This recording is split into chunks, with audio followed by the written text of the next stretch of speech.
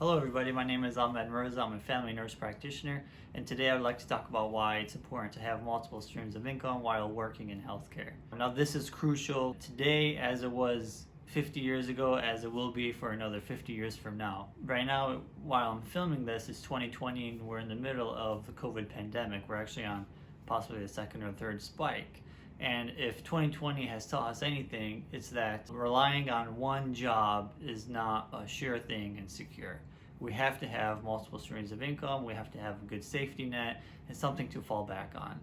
You know, whether you're a doctor, whether you're a nurse, a physician assistant, a nurse practitioner, or any other fields, in healthcare, you're not guaranteed to have that job forever. I've heard stories of people in family practice or pediatrics or other private clinics being laid off, losing their job, or even having to shut down their clinics due to the low volume that we've seen during the pandemic. Or, for example, in our emergency department, our hours have been cut. Many urgent cares hours have been cut, many urgent cares have shut down, and people have been out of a job, and the owners, loss of revenue. So, if this has taught us anything, is that we need to, widen, our sources of income and not rely on one source to provide all our income. Now, why is this important? Even though in healthcare, most providers and nurses make a good salary, but anything could happen. You could get sick, you could lose your job. So having this safety net is crucial. For example, as a doctor or nurse practitioner or physician assistant, whenever you apply for a job at a hospital system, you have to get credentialed, meaning you got to go through a bunch of paperwork, you got to get approved by the hospital, they got to verify all your credentials, you got to get approved by all the insurance companies, and this can take anywhere from 3 to 6 months. Meaning, if you're going from one job, you lose that job, or you get fired, or you quit, and you're trying to go to another job, you're gonna have 3 to 6 months where you can't go work, and you're just waiting to be credentialed. So having these other safety nets is going to be crucial to fill in that gap when you're not generating income at your primary job. Now, a couple examples come to mind when you think about healthcare and possible uncertainties that can happen while working in healthcare. When I was in Austin, Texas, working in the emergency department, there was a known hospital, a large hospitals group at our hospital that's been there for many, many, many years. And their contracts were always renewed every year by the hospital system, and they provided the majority of the hospitalist services at that hospital. Now, a couple years ago, the hospital, for some reason, decided that they're going to void their current contract with this hospital's group and go with a different group that is larger and can save them money. This original hospitalist group that's been there for many years, they lost their biggest contract in the area. Okay, and those physicians and those nurse practitioners working in that group, many of them had non-compete clause. So not only did they lose their job, now they can't go in the same city and go work for another group or for another hospital to provide similar services because of that non-compete clause. So they're out of a job. They would have to leave the city or have to wait a year to 2 years to start working in that field, in that same area with a different company. This goes to show that, yes, healthcare does have a lot of security, but things happen. People can lose their job, you can lose your contract, and you need a safety net. Another example, funny enough, it also has to do with the non-compete clause, and that's another discussion for another day, that you should probably never sign a non-compete clause if you have the option. But there is this particular pulmonologist in Austin that I used to work with, and he signed on with another physician in a group, and he apparently signed a non-compete clause that if he left this group, he's unable to practice pulmonology in the Austin area for, I think it was 2 years after leaving that practice, for whatever reason, whether you got terminated or you just left. Something happened with that doctor and they split up, and now this pulmonologist was out of that job and cannot practice his pulmonology trade or critical care in the Austin area. So you never know, things can happen. You can be out of a job, your income can significantly go down. So having these sources of income is crucial and allows you to fall back on something. And also, when you have multiple streams of income and you're not so worried about one job, you actually have, you develop a luxury of choosing one job over another, giving away your night shifts, and not having to, work like crazy for, forever. because you have these multiple sources of income that are generating. So today, let's go over 5 different sources of income that you can get into to help create that security for yourself and for your family. Number 1 is having a part-time job or PRN job in addition to your full-time job. So a lot of healthcare providers, especially in the ER, in the emergency department or the urgent care, don't work 5 days a week. Actually, they work 3 or 4 days a week. So this, for example, can allow you to work an extra 1 or 2 days a week at a part-time job at a different urgent care or a different ER to generate more income. I met, for example, a nurse practitioner that works in the emergency department down in Houston. He works full-time 120 hours a month in one emergency department and also picks up 120 hours a month at another emergency department. And he's, this is a lot of hours. I don't advise, people to do this for a long period of time because of burnout. But, to him, he's trying to save up money, he's trying to pay off some debt, and that's, an excellent way to diversify, your risk and have multiple streams of income. Me, what I do is I work in the emergency department and in the urgent care, and I also work telemedicine on the side 2 days a week to generate extra income and to not rely on just one source because we are having some reduced hours, and this kind of helps balance that. But we'll get into telemedicine a little bit later. Now, for some people, I know you're saying, I already work 5 days a week and my full-time job. It's hard for me to pick up, a part-time or PRN job. What I would suggest is maybe just get a PRN job, even if it's just one day a month or 2 days a month. You can do a weekend at an urgent care or ER or at maybe a different practice. What this does is it gets you credentialed at that facility. So if something happens, if your other job closes down, if they lose their contract, if you don't like working there anymore, you already have this part-time job that you can pick up hours that you're already credentialed. You don't have to wait 3 to 6 months to get credentialed to start working. Number 2, telemed. I touched on this a little bit. I do work telemedicine part-time about 2 days a week.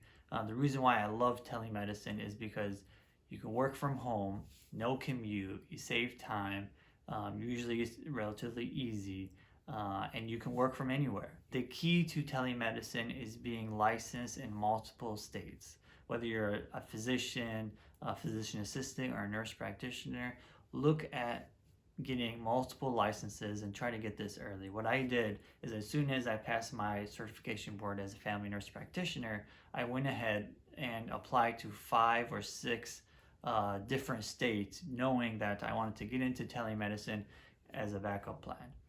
So I applied to 5 states right away, and then I started applying to different staffing companies. There's many staffing companies out there that can help you find a telemedicine position. Some that I've worked with in the past are Barton Associates, MedCare Staffing, NextLocums. There are many out there. You can just Google them. But get your resume out there. Let them know that you're looking for a telemedicine job. Even if they don't have one currently, you tell them that you're interested. They'll have your resume. Whenever one pops up, they'll let you know. The funny thing is, the way I got this current telemedicine job is I was applying for telemedicine jobs for over 1.5 years. I worked some few hours a day here and there, and then out of the blue, I got a phone call from this current job wanting someone to work part-time, and that's how I got it. So network is huge. Get your resume out there, call out these staffing agencies, but first you need to apply and get multiple state licenses. They love to see that. It's hard to get a telemedicine job if you don't have multiple state licenses. Number 3 is social media. Now, we're in 2020, the age of social media. There are so many people out there in social media, in healthcare and not in healthcare, making a decent amount of money, whether this is on YouTube or Instagram. On Instagram, the way you make money is once you have a decent amount of followers, you can get sponsors, and you can make a post and the sponsor will pay you per post. Now on YouTube, it's well known, there are many people that vlog out there, vlog day in the life of healthcare. There are many people that have educational videos, or many people that have other videos outside of medicine. One of the most common ways to make money on YouTube is YouTube ad revenue. And on average, YouTube will pay you maybe $3 to $4 per 1,000 views. So let's say, for example, you posted a video, you got 100,000 views. That's $300 or $400 that you're generating from from that YouTube video. And the nice thing about making YouTube video is, in a sense, it becomes passive. So once you make a video, you post it out there, you're generating revenue on that one. Post another video, you generate revenue on the next video. But the revenue on your previous videos does not stop. As long as people are still watching your old videos, you're still making money on your old videos, even though you're putting in zero effort after you posted it. So this becomes a great source of revenue for anybody that posts videos on YouTube. Another way that you can make money on YouTube is by sponsors. So you can have a company that sponsors you, and you put an ad, on your video, and they pay you as well. There's also affiliated links. A lot of times you see people post products and affiliated links. So if you click on their affiliate link and you buy something, you can make money off of that. So social media can be a great way to not only make money, but also network with other people. And this can land you jobs or other opportunities that you may not have been offered if you haven't been out there on YouTube. Number 4 is real estate. Now, I love real estate. Real estate is a phenomenal way to generate extra income, and it's a great investment for the future as well. What's beautiful about real estate is you make money in real estate by at least 3 different ways. Number 1 is the obvious rental income. So you want to look at the house and you want to make sure the mortgage is, of course, less than what you can rent it out for. Save yourself a little bit extra for expenses, and then the remaining is what you can take home.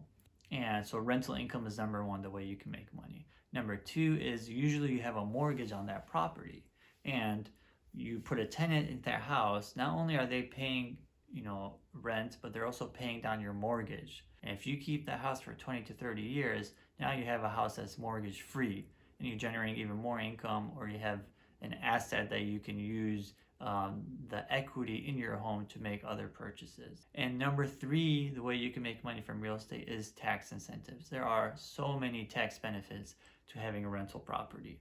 Even if you have just one rental property, the tax savings of that rental property will help you a lot in your current full-time W-2 job. So you'll be paying less taxes at your current job because you have a rental property. There's so many deductions and so many tax incentives of having a rental property. The interest that you pay on your mortgage is tax deductible. The taxes that you pay for your property is tax deductible. Any expenses is tax deductible. If you have to change your roof, that's tax deductible, and it depreciates every year. And there are numerous different things that you can write off in taxes that help you a lot in your high income job. Some of you might be saying, I'm too busy, I don't have time to manage tenants, I don't have time to look for a property, I don't have time to show my property and get it filled. And that's the beauty about real estate. You can hire a property manager and they can manage all of that for you. Or if you want to save money and do all that yourself, you have the option to do that. And finally, number 5 is dividend stock investing. So this can also be, a great way to make income. However, it's not a get-rich-quick scheme. It's something that's going to take, long-term, but it can be a substantial, source of revenue over the long term, 10, 20, 30 years, depending on how much money you put in there. So let's take a look. What is a dividend stock? Let's look at this article on nerdswallet.com. So what are dividends and how do they work? So dividend payments are paid by a company to owners of the company's stock. They are a way for companies to distribute revenue back to investors, and one of the ways investors earn a return from investing in stocks. Okay, let's say, for example, a dividend is paid per share of stock. So let's say you own 30 shares in a company, and the company pays $2 in annual dividends. So you'll receive $60 per share. Okay, let's take a look at an example of how dividend stocks can be beneficial. So we have this dividend calculator here. Let's say we started off with $50,000.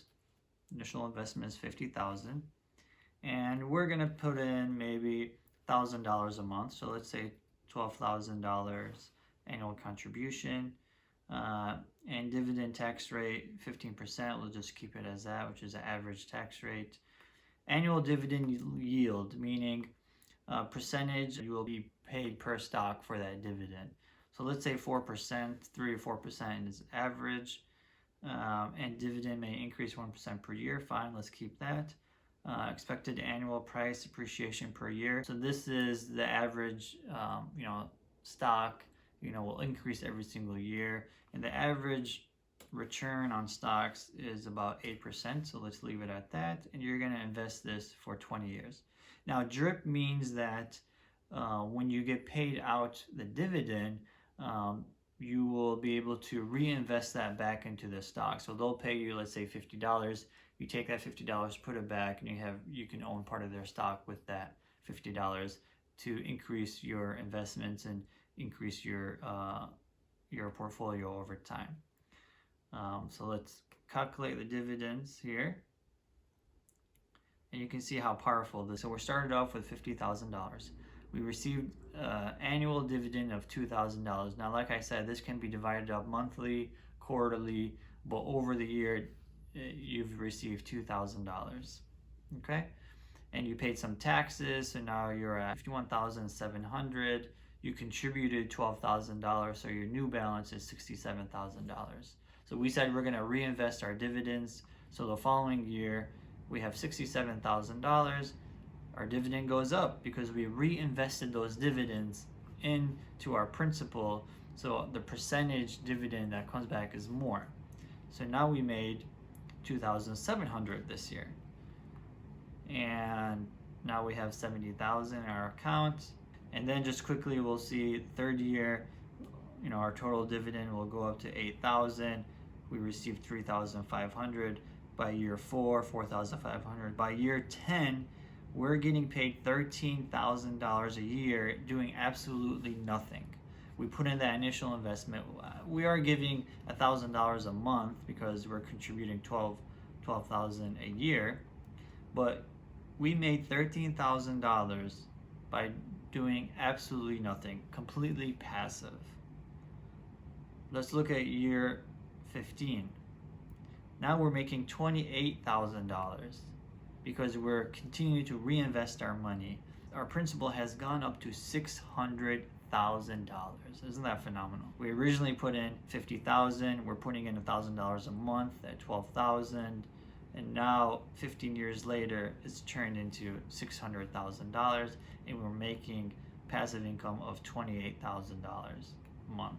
And now some of you may think, I took 15 years, I'm putting in $12,000 a year, I'm only making $28,000. Yeah, but $28,000 can be your mortgage payment, can be rent, can be maybe tuition for your kids. But also don't forget that you invested your money in the stock market and you've gained appreciation in that as well.